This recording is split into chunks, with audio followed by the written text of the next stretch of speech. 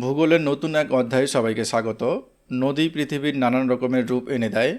উচ্চ গতি অর্থাৎ পার্বত্য এলাকায় নদী ক্ষয়কার্য করে, আবার সমতলে বা মধ্য এবং নিম্ন গতিতে পলিমাটি, বালু, পাথর জমা করে উঁচু ঢিপি তৈরি করে। এই রকম বিভিন্ন ধরনের ভূমিরূপ নিয়ে সংক্ষেপে চর্চা করব। প্রথমে শুরু করব নদীর ক্ষয়কার্য। বেশিরভাগ নদীর উৎস হচ্ছে পাহাড় বা পর্বত। উঁচু পাহাড় থেকে নদী বেয়ে আসে সমতল অংশে। এই সময় নদী পাহাড় বা পর্বতের গায়ে অনেক ক্ষয়কার্য করে। এই রকম ক্ষয়ের ফলে সৃষ্টি হয় গিরিখাত, ক্যানিয়ন, জলপ্রপাত, মন্থকূপ এবং বিভিন্ন আকৃতির উপত্যকা।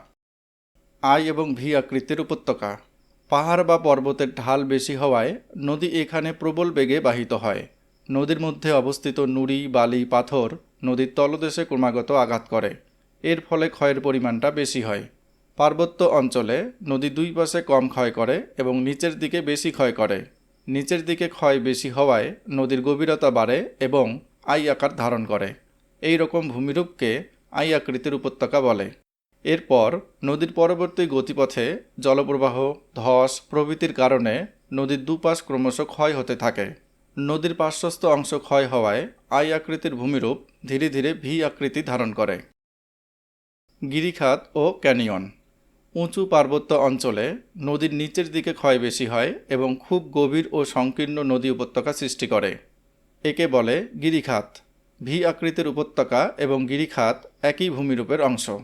হিমালয় পার্বত্য অঞ্চলে সিন্ধু, গঙ্গা, ব্রহ্মপুত্র প্রভৃতি নদীতে এরূপ গিরিখাত দেখা যায়।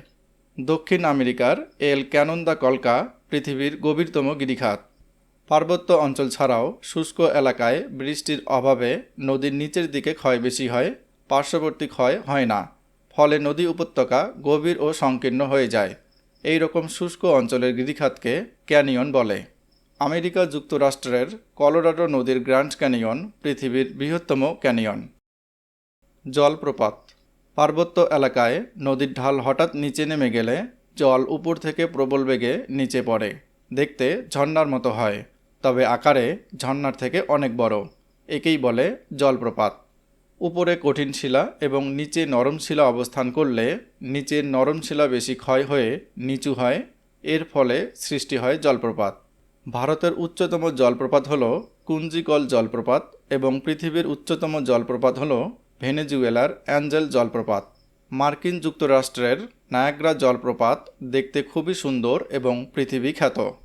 জলপ্রপাতের জল যেখানে প্রবল বেগে নিচে পড়ে সেখানে বিশালাকার হাড়ের মতো গর্ত তৈরি হয়। একে প্লাঞ্জো-পুল বা প্রপাতকূপ বলে। মন্থকূপ বা পটহোল। নদীর গতিপথে নদীর নিচে নরম শিলা থাকলে অনেক সময় ঘর্ষণের ফলে মাঝে মধ্যে গর্তের সৃষ্টি হয়। এই গর্তগুলোতে আবার জল ঢুকে ঘুরপাক খায় এবং গর্তগুলো আরও গভীর হতে থাকে। একেই বলে মন্থকূপ বা পটহোল। এগুলো 7 মিটারেরও বেশি গভীর হতে পারে। ঝাড়খণ্ড রাজ্যে সরাইকেল্লার নিকট খড়কাই নদী গর্ভে একসঙ্গে অনেক মন্থকূপ দেখা যায়। আবদ্ধ বা শৃঙ্খলিত শৈলশিরা। পার্বত্য এলাকায় নদীর গতিপথে শক্ত শৈলশিরা বা পাহাড় থাকলে নদী তাদের সহজে ক্ষয় করতে পারে না। তখন এদেরকে এড়িয়ে যাওয়ার জন্য নদী এঁকে বেঁকে প্রবাহিত হয়। দূর থেকে এরূপ গতিপথ দেখলে মনে হয় শৈলশিরাগুলো নদী উপত্যকায় আটকে আছে। একে আবদ্ধ বা শৃঙ্খলিত শৈলশিরা বলা হয়। মোটামুটি এই কয়েকটি হচ্ছে নদীর ক্ষয়কার্য। এগুলোর প্রায় সব নদীর উচ্চগতি অর্থাৎ পার্বত্য এলাকায় দেখা যায়। নদী এরপর সমতল এলাকায় এসে পৌঁছায় এবং মধ্যগতির সূচনা করে। সমতলে নদী সঞ্চয় কার্য করে। নেক্সট ভিডিওতে নদীর সঞ্চয় কার্যের ফলে সৃষ্ট ভূমিরূপ নিয়ে আলোচনা হবে। আজকের বিষয়ের উপর প্র্যাকটিস করার জন্য কিছু নমুনা প্রশ্ন দিলাম, উত্তর পরের স্লাইডে দেওয়া আছে। সম্পূর্ণ তথ্য এবং প্রশ্ন উত্তর পিডিএফ আকারে দিয়ে রেখেছি, ডেসক্রিপশনে লিংক পেয়ে যাবেন।